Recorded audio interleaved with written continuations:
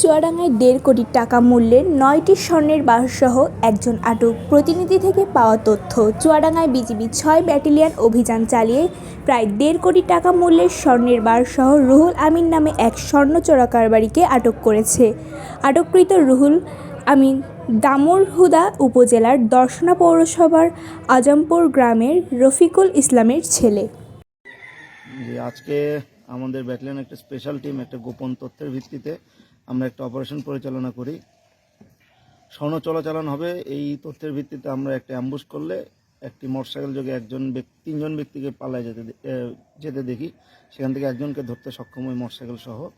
তো পরবর্তীতে মোটরসাইকেল তল্লাশি করে তার চাবি, যেখানে মোটরসাইকেলের চাবি ব্যবহার করা হয় ওর নিচে একটা বক্স, ওই বক্সের ভিতরে অভিনব কায়দায় লুকায়িত অবস্থায় 9টা সোনার বার পাওয়া যায়, যার সর্বমোট ওজন 1 কেজি 178 গ্রাম।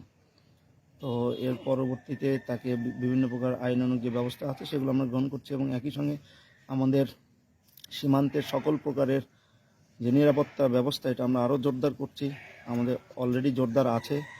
উভয় দেশের ভিতর শান্তি শৃঙ্খলা সহ বাকি যে কোনো কিছু আমরা যে কোনো মূল্যে আমরা সেটা প্রতিহত করব, এই ধরনের চোরাচালান সহ অন্যান্য যে কোনো কিছু। এছাড়াও আমাদের আজকের আরেকটা সাকসেস আছে, সেটা হলো মুজিবনগর এবং নাজিরাগোনা বিওপি অনেক বিপুল পরিমাণে শাড়ি, 3 পিস এবং শীতের গায়ের চাদর জব্দ করে। তো এ নিয়ে আমরা আমাদের সর্বোত্তম চেষ্টা দিয়ে আমরা আমাদের সীমান্তের সর্বোচ্চ সুরক্ষা নিশ্চিত করার জন্য বদ্ধপরিকর। ধন্যবাদ।